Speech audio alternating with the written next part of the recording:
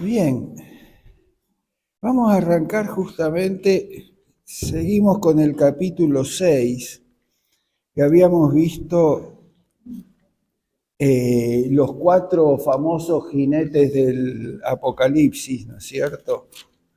La vez pasada.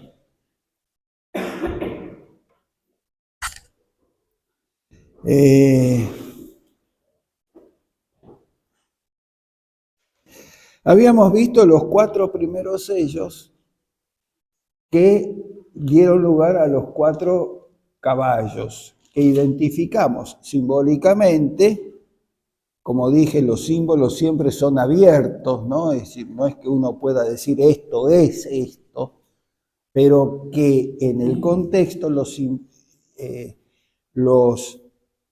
simbolizamos como la presencia del imperio, el caballo blanco, de las guerras que provoca el imperio, de las injusticias y carestías económicas y de la destrucción de la naturaleza y de la vida, ¿no? Que eran los cuatro caballos.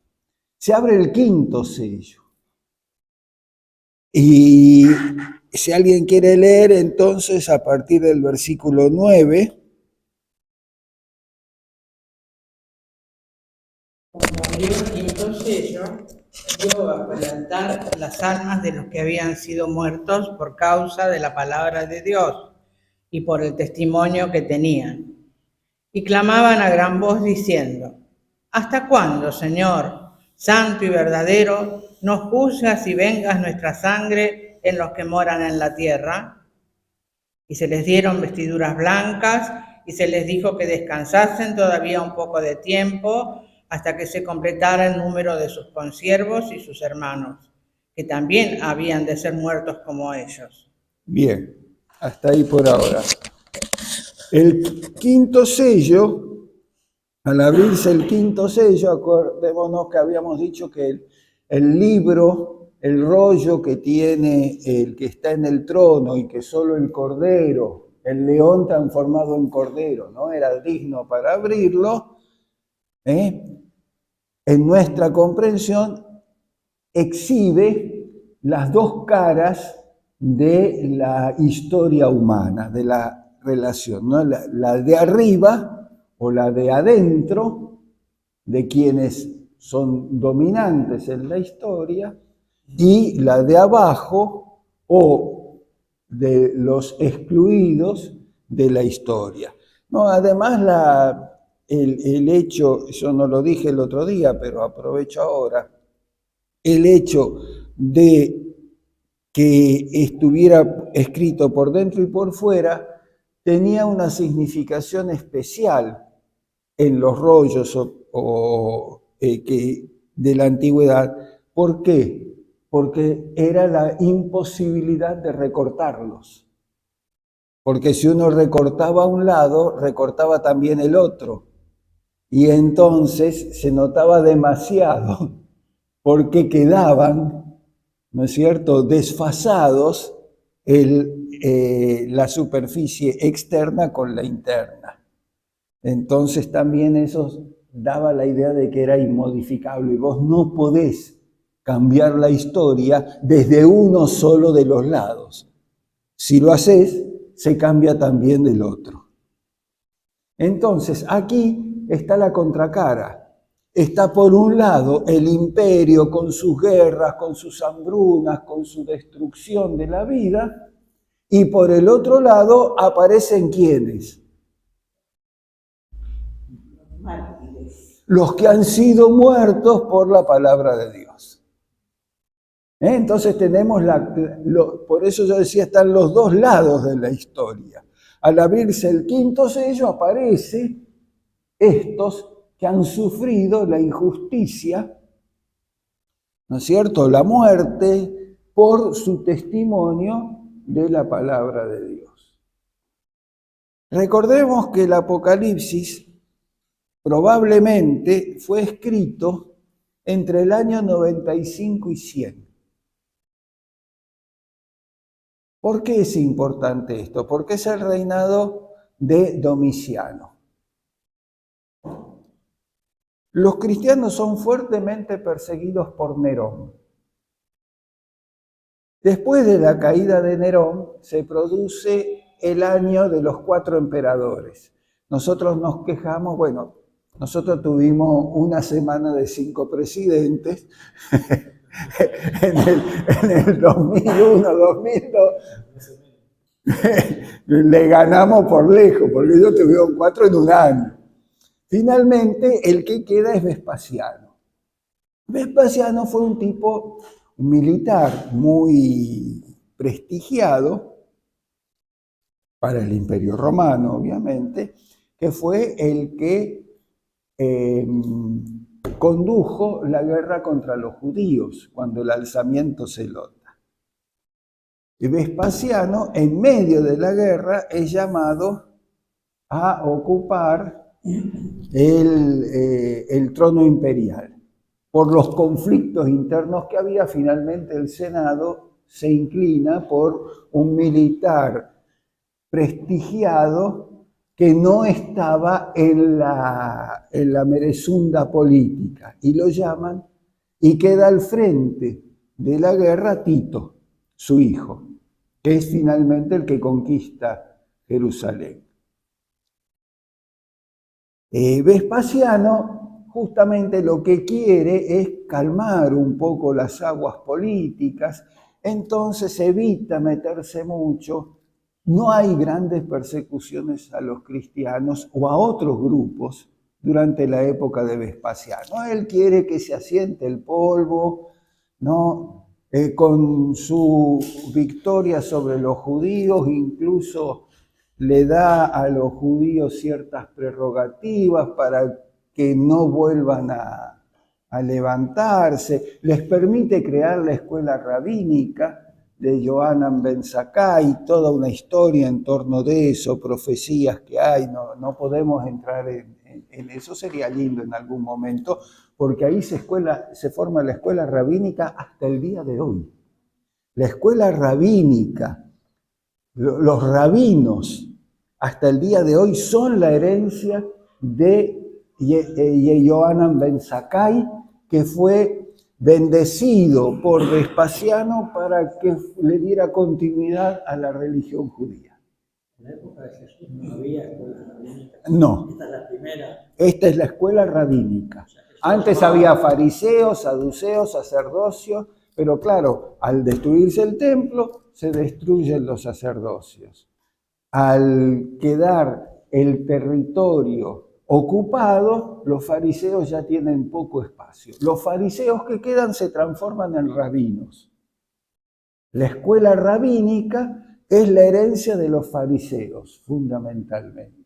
Destruidos los celotes, sin templo para ejercer su sacerdocio, los saduceos, los otros grupos dispersos, los que quedan de alguna manera, porque ya tenían ciertos acuerdos con el imperio, que justamente es lo que afirma Yohanan ben Zakkai, hijo de Zaqueo quiere decir, ¿no es cierto?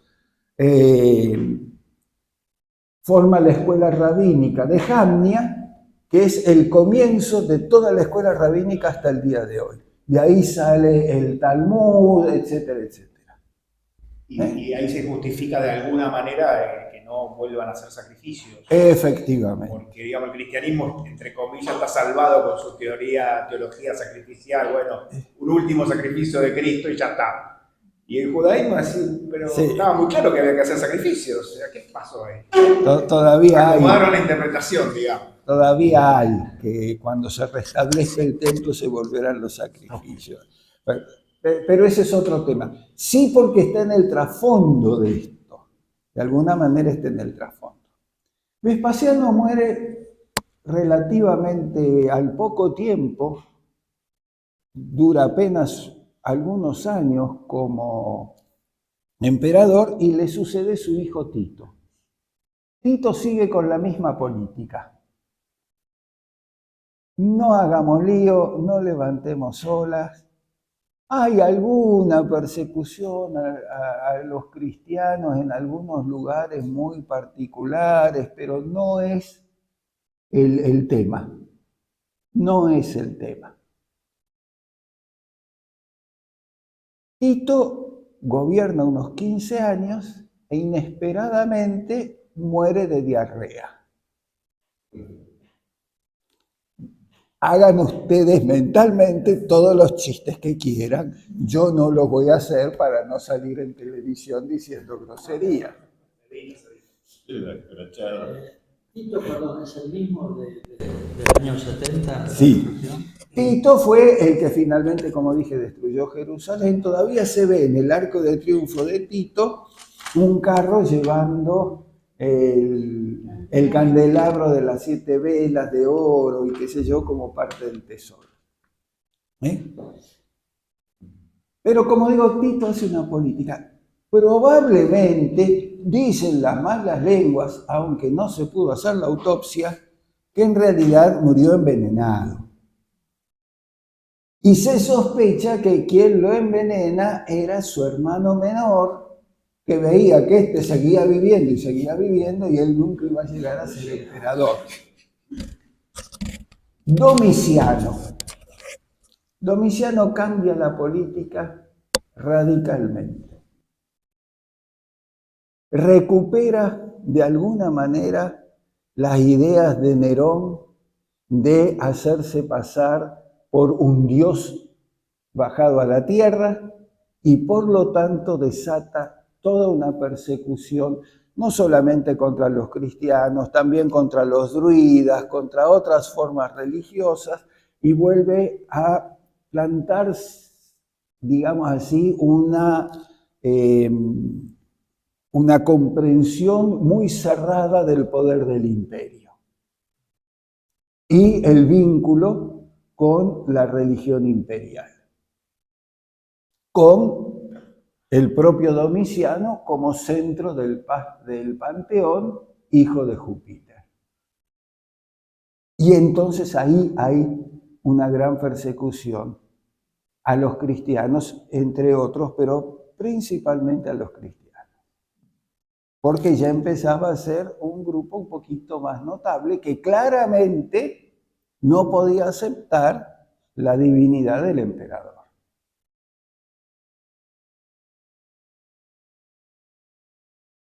Es probable que Apocalipsis se haya escrito durante la época de Domiciano, porque justamente, ¿quién es el autor? Un profeta cristiano encarcelado. ¿Y a qué se habla de acá? De una multitud de quienes han sido martirizados por su testimonio de la palabra de Dios. Entonces esto nos lleva a pensar en ese momento en el cual puede haberse escrito el Apocalipsis, porque el trasfondo es, por un lado, una reorganización de un judaísmo legalista y por el otro lado la persecución imperial, que se transforman en los dos grandes enemigos del cristianismo. Porque en la escuela de Jamnia aparece lo que se llaman las bendiciones de los judíos. Y entre las bendiciones dice, malditos los nazarenos. Y después hace toda una descripción con la cual demuestra que los nazarenos eran los seguidores de Jesús, a los cuales obviamente no pueden llamar cristianos porque sería reconocer que Jesús era el Cristo. Entonces los llaman los nazarenos. ¿No? Entonces, por un lado eran los que denunciaban a los cristianos y por otro lado entonces era como un movimiento de pinzas sobre el cristianismo naciente. Todavía no llegamos a fines del siglo I. Entonces se producen todos estos martirios y testimonios y todo el tema de las bestias y demás aparece vinculado con esto. ¿Qué es lo que señala? ¿Qué es lo que piden? Justicia. ¿Cuándo se hará hecha justicia? ¿Cuándo se nos reivindicará como mártires? Y la voz le dice, paciencia muchacho, no está nada garantizado hasta que no se complete el número. Ya dijimos que las palabras vinculadas con números no tienen nada que ver con nuestras matemáticas. ¿No es cierto? Es decir, el Apocalipsis no significa, como muchos lo han malinterpretado, una posibilidad de justicia inmediata en esta tierra, ni una iglesia triunfante, ni una iglesia poderosa o victoriosa. La iglesia es la iglesia de los testigos, de los mártires, que reclaman justicia, pero que todavía no la experimentan. Su función no es triunfar, su función es dar testimonio. Y ese testimonio no necesariamente lleva a un triunfo final. Después lo vamos a ver el próximo domingo, nuevamente cuando vayamos sobre los capítulos finales del Apocalipsis.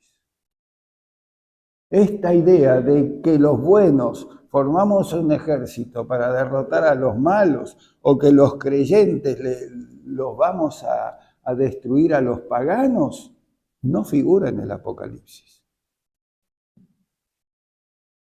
No figura en el Apocalipsis. El famoso Armagedón no tiene ningún ejército combatiendo contra los rebeldes.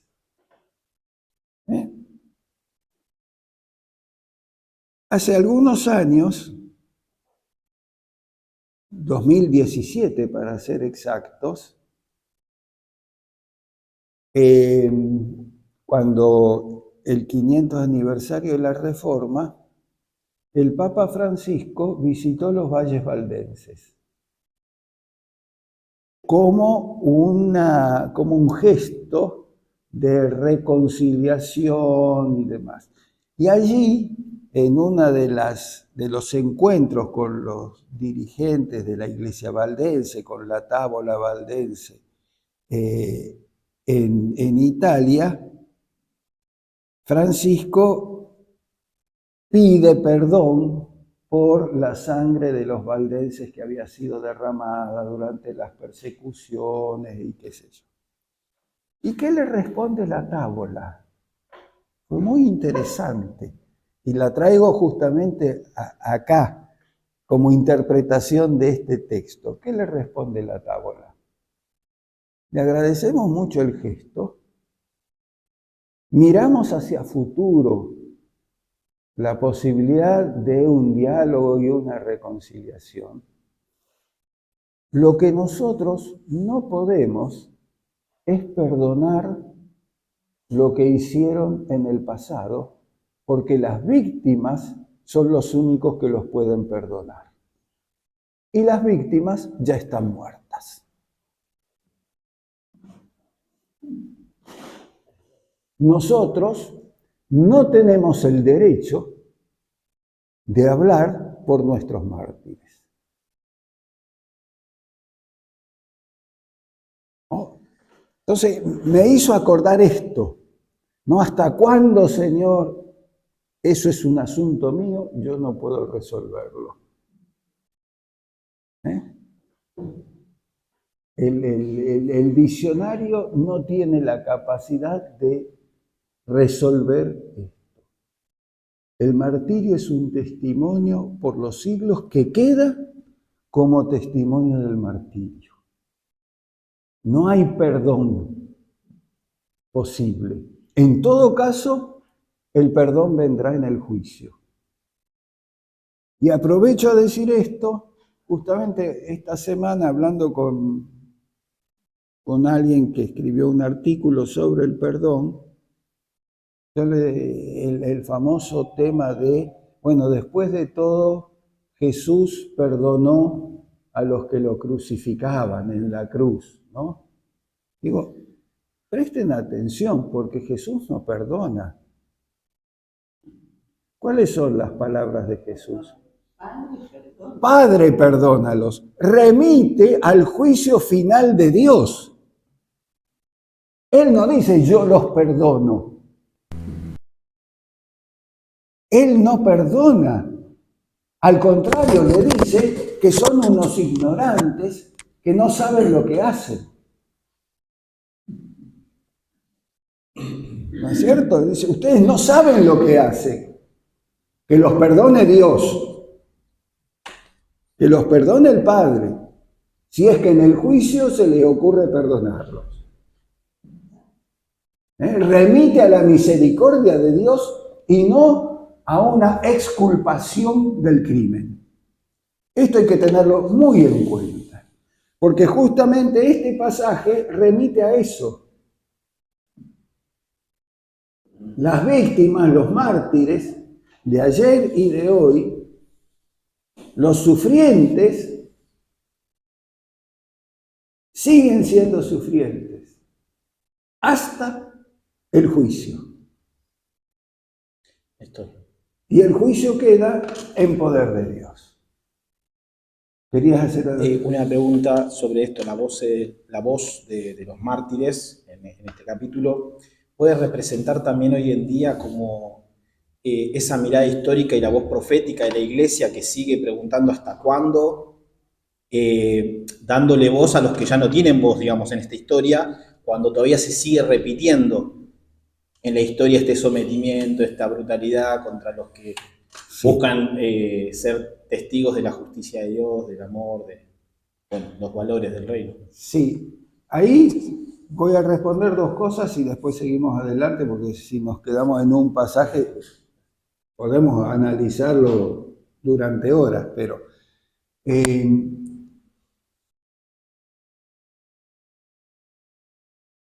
el tema acá, los que claman son las propias víctimas, claman directamente a Dios. No hay alguien que clame en nombre de las víctimas. Esto es algo que yo muchas veces he conversado con algunos de los que dicen, la iglesia tiene que ser la voz de los sin voz. Digo, si la iglesia toma la voz de los sin voz se quedan sin voz. Porque otros toman la voz en nombre de ellos. Lo que tiene que hacer la iglesia es que sean escuchados quienes hasta ahora no han sido escuchados. No es que la iglesia tiene que hablar en nombre de, sino que tiene que hacer escuchar a quienes hasta ahora han sido silenciados. Porque no es lo mismo mi experiencia hablando por alguien que sufre que escuchar directamente la voz del que sufre, con toda su carga emotiva, con toda su experiencia, con todo el contorno que lo rodea. ¿No? Acá lo que se escucha es la voz. ¿Hasta cuándo, Señor, vamos a tener que seguir aguantando esto? Tranqui, ustedes son testigos. El día de la justicia es de Dios, no de ustedes. Ustedes, lo vamos a ver en el capítulo 20, van a ser los testigos. Ustedes van a ser incluso el jurado, pero el juicio lo hace Dios y su Cordero. Porque esto nos da una visión menos optimista de la historia. Que siempre ha habido una visión muy optimista de la historia, en el cual finalmente Dios va a resolver la historia. Hay un historiador, teólogo, más teólogo que historiador, que yo suelo citar en este tema, Reinhold Niebuhr, perseguido por el nazismo, se radicó después en Estados Unidos, fue profesor en Nueva York, escribe varios libros, entre ellos uno que se llama El hombre moral en la sociedad inmoral, ¿no? Entonces dice, un cristiano puede ser muy moral, pero vive en una sociedad inmoral. Yo puedo ser un perfecto padre de familia, pero trabajo en una fábrica de armas. ¿Y qué pasa? ¿A quién estoy sirviendo? Aunque sea un hombre moral, ¿no? Y él dice, la idea del progreso histórico es un lujo que se pueden dar los sectores burgueses,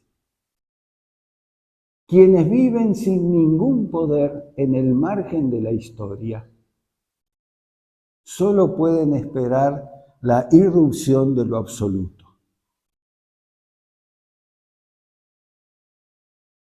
Quienes viven al borde del abismo, que ya no tienen fuerzas para caminar hacia adelante, solo les queda esperar que el misterio los respalde y los sostenga. ¿No? Y explica de esa manera un poco toda la idea del apocalipticismo en los sectores sociales más bajos, más postergados, que ya no tienen esperanza de su progreso. No tienen salida visible que dependa de ellos mismos. ¿No? Eso es digamos, la visión que está detrás de esto. Yo sé que no es muy optimista, pero esto fue escrito en tiempos de Domiciano. Y las víctimas fueron víctimas. ¿No? También está la cancelación, ¿no? Hacerle el vacío a todos los que hablan de justicia. Callarles la boca, cancelarlos, apartarlos. No, es distinto. No. Sí. Pero el tema es no que desaparece la justicia, sino que la justicia sigue siendo un reclamo. Acá no dice no habrá justicia. Acá dice sí. Y es necesario que haya muchos más que reclamen justicia. Y si es necesario, hasta que den su vida por la palabra de Dios. Porque el número no está completo, no es que ya terminó. Hay que seguir reclamando justicia, hay que seguir dando testimonio, lo cual no garantiza un triunfo. ¿No? En otro orden de cosas, para completar esta idea,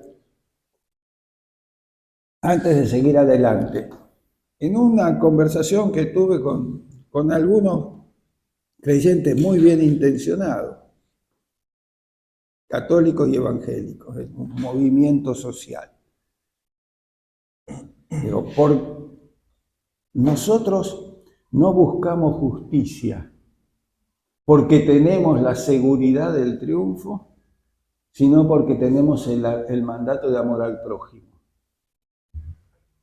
Y el amor al prójimo es alimentar al hambriento, dar de beber al sediento, vestir al desnudo, visitar a los enfermos, visitar a los cautivos. Si hacemos obras de justicia, no es porque tenemos la seguridad en el triunfo, sino porque tenemos un mandato de amor, especialmente al más necesitado.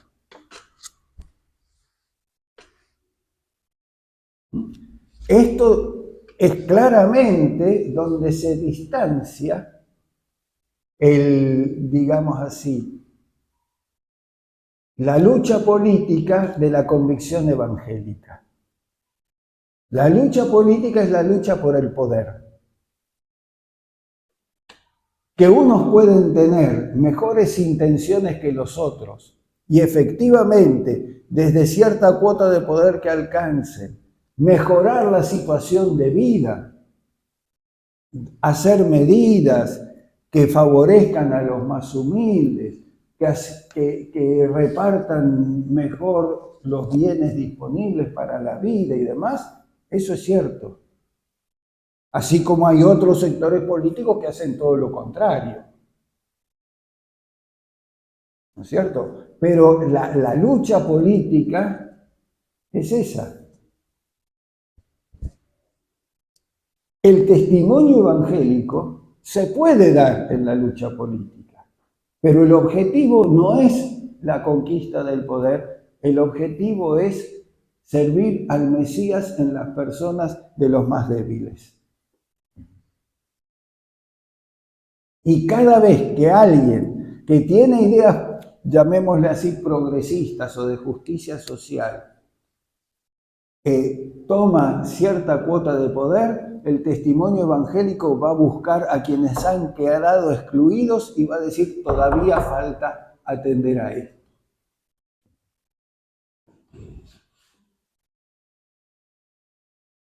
¿No? Todavía falta que se complete el número de los que tienen que dar testimonio. Pero, Víctor, Sí. recién Daniela preguntaba cuándo, creo que es la pregunta, cuándo empezó a interpretarse el Apocalipsis en forma triunfalista, ¿no? Y me parece que justamente en relación a lo que vos decís, cuando la Iglesia empezó a querer tener el poder, y entonces empezó a interpretar esos últimos capítulos del Apocalipsis como el triunfo de la Iglesia. Y hoy en día se ven algunos grupos que son contra triunfalistas en ese sentido y que buscan el poder político, ¿no? Por lo general siempre pegados a gobiernos de derecha, ¿no? Lo vimos ayer. Arrancamos con eso. Perdón. No importa. Perdón. No. Antes de empezar, para contextualizar, yo tiré ahí Es nuestra culpa por lo de Chaco. No. Es que lo vimos ayer. Le dan el púlpito a alguien que dice que la justicia social es una herejía, es propia del demonio. Si alguien dice eso, evidentemente algo no está funcionando desde ese púlpito. Específicamente lo que no está funcionando es el evangelio. No hay evangelio. ¿Eh? No hay evangelio. Claro, ahí no hay evangelio, hay cacangelio. ¿No? El prefijo caca en griego significa lo malo. Claro. Lo de cacogelio está bueno, cacogelio. Néstor, yo te puedo hacer una pregunta, solamente Sí. vuelvo a la voz de los mártires. ¿En dónde entra en este texto o no tiene nada que ver las víctimas de toda la historia hasta hoy en día? Vos ayer, en esta semana, nos mandaste un artículo para que vayamos leyendo. Las víctimas de las políticas de guerra que están muriendo, ¿están incluidas en estos grupos de mártires con algún tipo de esto, como, que tenga que ver con la palabra mártir como testimonio, o estamos hablando de otro grupo de víctimas? Hay una pequeña distinción en el Apocalipsis que yo he insistido en que debe hacerse entre los mártires como testigos de la palabra de Dios y los muertos por las injusticias. Esto va a aparecer en el capítulo 18, que yo tenía intención de verlo hoy, pero veo que se nos va yendo el tiempo, donde en un momento dice, y la sangre que clama de todos los degollados de la historia. Entonces, para mí, los mártires de las políticas de hambre, no son mártires, son degollados en ese sentido, son asesinados, pero no son asesinados por haber dado testimonio de la palabra de Dios. Son asesinados por las consecuencias del desarrollo histórico, lo cual no exime la culpabilidad de los asesinos. Los asesinos son asesinos tanto de unos como de otros.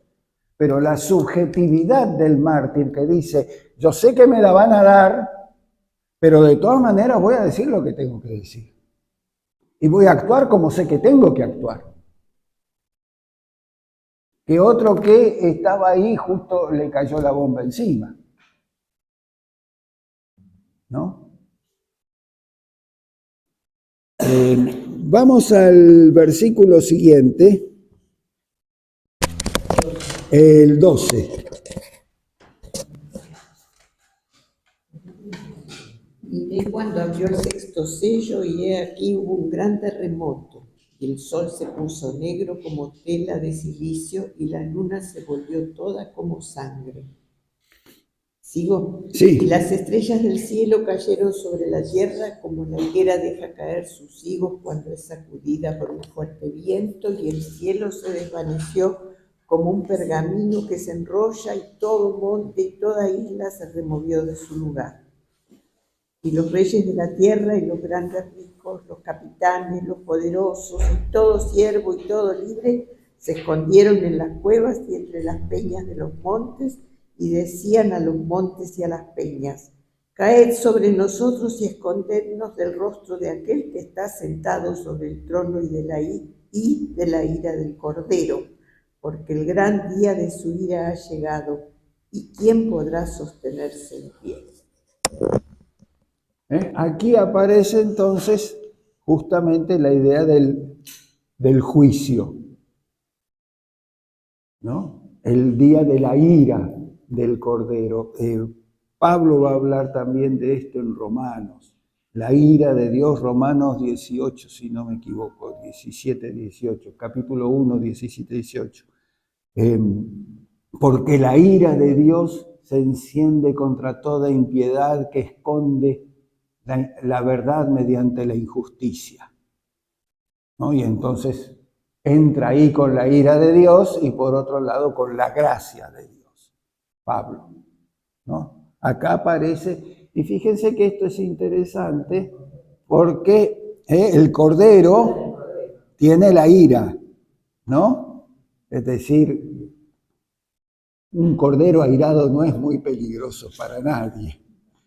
Pero llega el momento en el cual, después lo vamos a ver, vamos a dejar esas cuestiones para mañana. Mañana voy a extender un poquito más la respuesta sobre tu pregunta, Daniel, o sobre tu comentario, sobre la distinción entre mártires y víctimas, ¿no?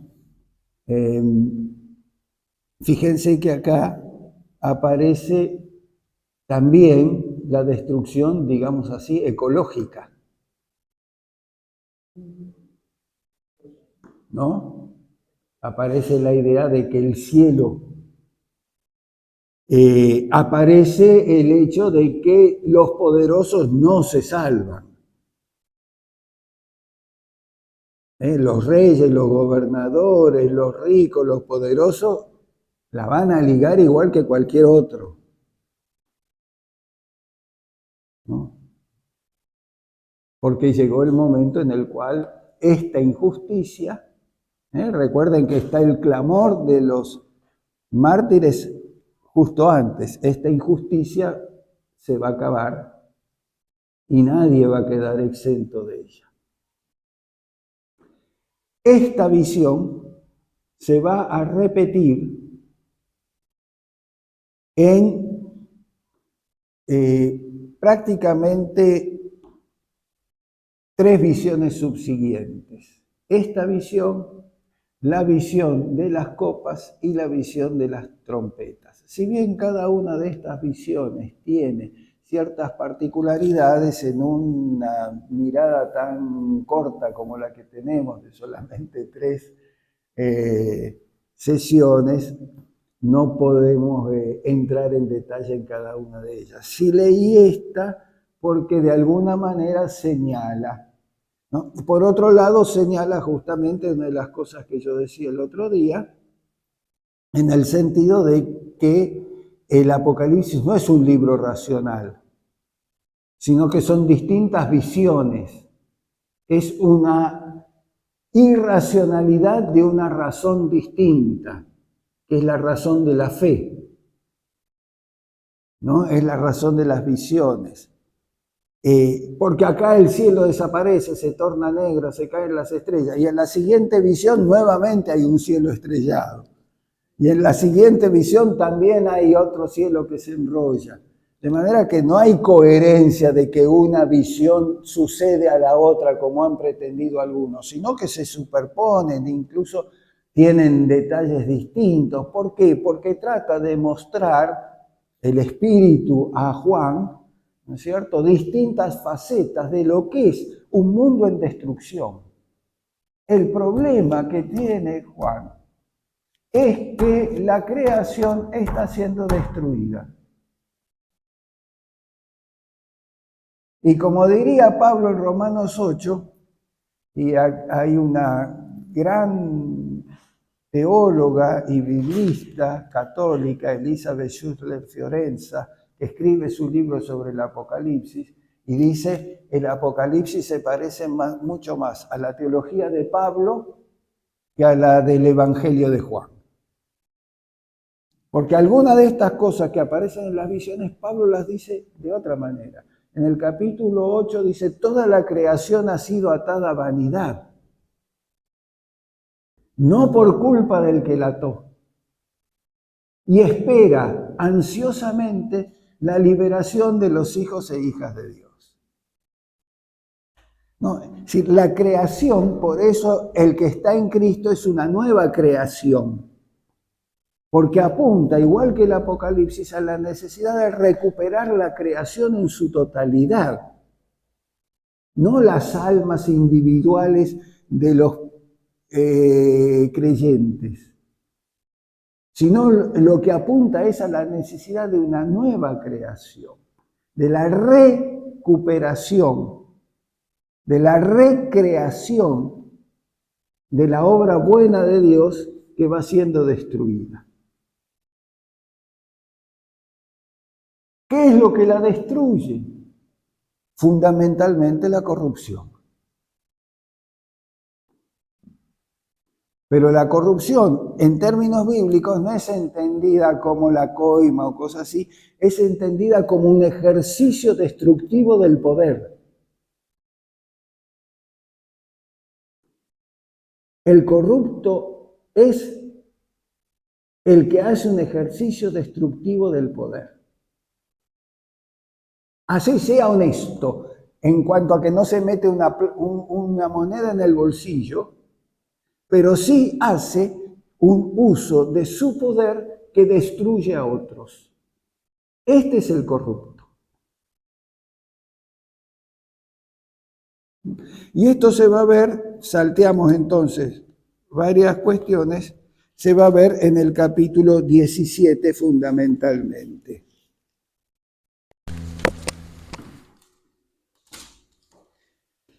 ¿Cuánto tenemos? 5 minutos. Bueno, podemos leer la primera parte como para dejarlo pendiente para poder profundizar el próximo domingo. Si alguien quiere empezar a leer.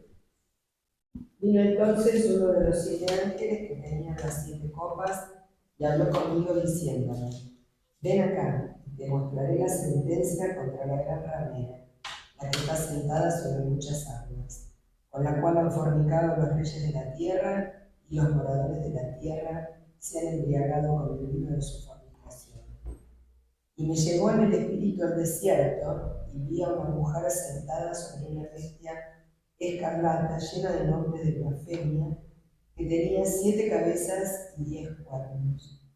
La mujer estaba vestida de púrpura y escarlata, y adornada de oro, de piedras preciosas y de perlas, y tenía en la mano un cáliz de oro lleno de abominaciones y de la inmundicia de su fornicación. Y en su frente un nombre escrito, un misterio: Babilonia la Grande, la madre de las rameras y de las abominaciones de la tierra. Vi a la mujer ebria de la sangre de los santos y de la sangre de los mártires de Jesús. Y cuando la vi, quedé asombrado con gran asombro. Y el ángel me dijo, ¿por qué te asombras? Yo te diré el misterio de la mujer y de la bestia que la trae, la cual tiene las 7 cabezas y los 10 cuernos. La bestia que has visto era y no es, y está para subir del abismo, e ir a perdición. Y los moradores de la tierra, aquellos cuyos nombres no están escritos desde la fundación del mundo en el libro de la vida, se asombrarán viendo la bestia que era y no es, y será. Esto para la mente que tenga sabiduría. Las 7 cabezas son 7 montes sobre los cuales se sienta la mujer. Bien. ¿Qué mujer está sentada sobre 7 montes?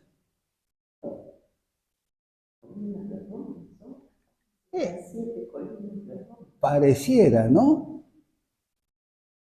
Porque fíjense cuáles son los colores.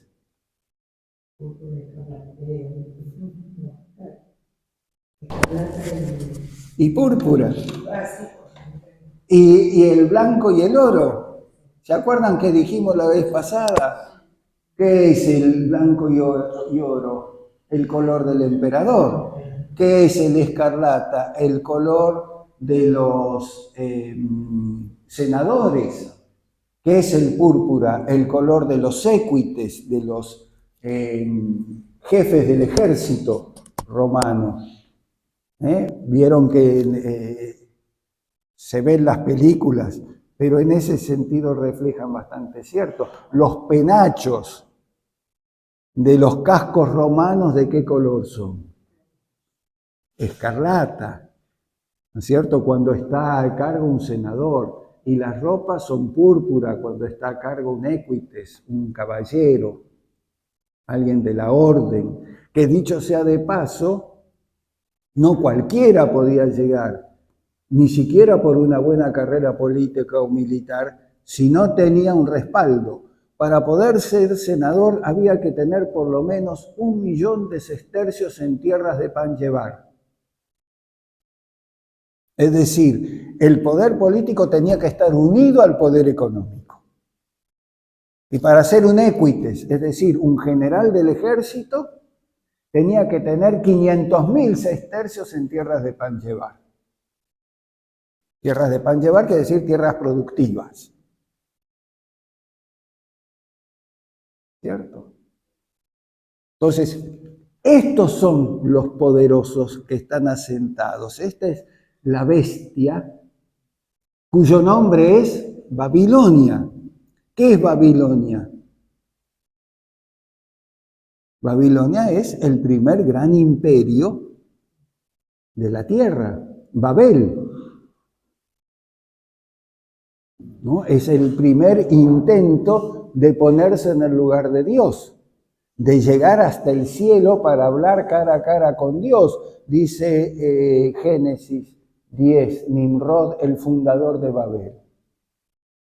Por eso está llena de blasfemias, porque se adjudica los poderes divinos. Es decir, si bien es un lenguaje simbólico, tiene una referencia histórica bastante directa. Es la que derramó la sangre de los mártires. ¿Cierto? Ahora, ¿por qué dice Babilonia y no dice directamente Roma? Persecución. No le hacía mucho, porque ya estaba preso y probablemente estuviera condenado. O para mostrar que cualquier imperio. Ahí está. Que es Babilonia, pero que es Asiria, pero que es el imperio persa, pero que son los griegos, pero que son los romanos y cualquier otro imperio que venga y haga lo mismo. Por eso yo decía que la corrupción no es simplemente la dádiva, sino que es el uso destructivo del poder.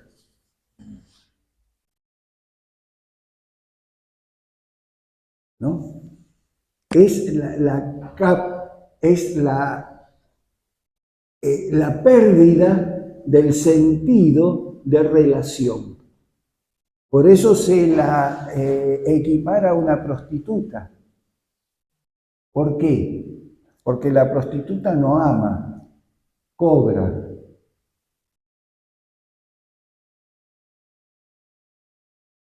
¿No? Entonces, acá hay toda una idea de que efectivamente acá el poder es producto de una transacción, ¿no es cierto?, de una corrupción, de han bebido del vino, ¿no? En el trasfondo también está la muerte de Juan el Bautista, en la fiesta de Herodes, ¿no es cierto? Todos los mártires, los que han muerto por dar testimonio. Y ya sé que es la hora, por eso estoy terminando. Aquí tenemos entonces la otra dimensión que aparece. Algo tan claro, ¿no? Se quiso interpretar en un presente futuro y no en un pasado.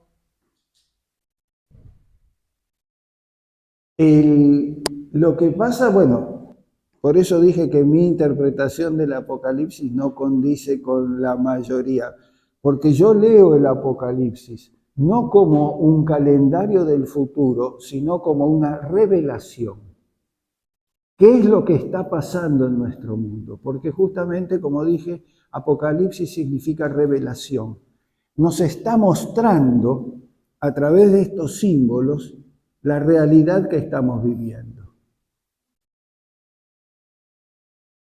No es un calendario del futuro, por eso yo una de las primeras cosas que dije es no pretendan medir los tiempos históricos con los tiempos del Apocalipsis, porque la bestia es y no será, pero seguirá siendo. Que el Cristo es el que era, el que es y el que está viniendo. Ven, hay una clara contraposición, con una diferencia, que la bestia es, pero no será, aunque está siendo. ¿No? Hay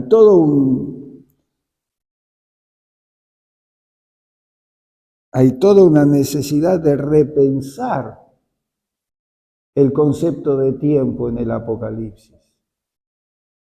Lo vamos a ver el domingo que viene en el capítulo 18. Si quieren ir leyendo el capítulo 18, que para mí es un capítulo central, es decisivo, porque es donde dice, cae la Gran Babilonia.